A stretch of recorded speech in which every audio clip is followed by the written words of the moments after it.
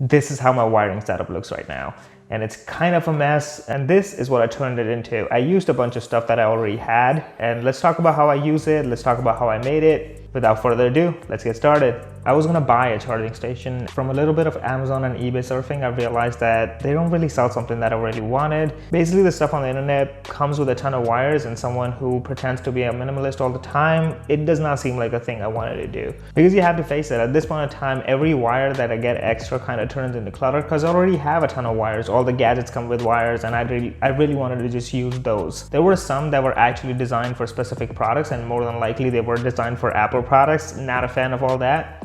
And those that were product agnostic had an open design, and I did not want an open design because I wanted to hide the clutter of the wires. I did not want to go spend time in organizing every time I put stuff on charging. So this is what I came up with. It's a black box with wires concealed inside. I happen to have some extra wireless chargers, so I stuck them on either side of the box. There are 3 wires that you can see on the top right now. One of which is a wireless charger for my Galaxy Watch Active that I reviewed not too long ago, so if you're interested, a link here or here.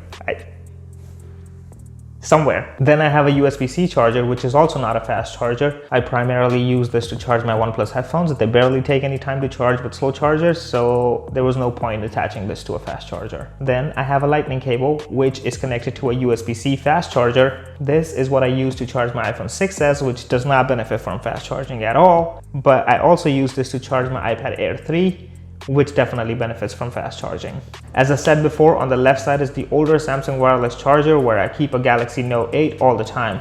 The Note 8 is also a tiny NAS device. It's a video that I'm working on, how to convert your Android device into a NAS device. So if you want to check that out, you might want to subscribe to the channel and stay tuned.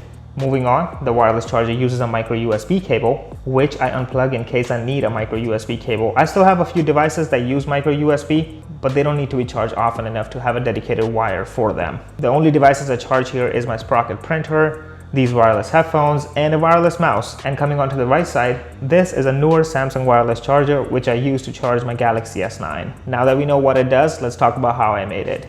The black box is a power strip box that I bought from eBay for less than $10, I think. It came with this wire management rubber tool that I stuck on the top using a 3M double-sided tape. The top of the box is a removable lid. We can take that off right now. On the inside, I keep a microfiber cloth because, I don't know, you can always use a microfiber cloth to wipe away all those fingerprints, smudges, and whatnot. Let's unplug everything to see the heart of this charging station. I'm using this power strip with 2 USB ports to power this charging station.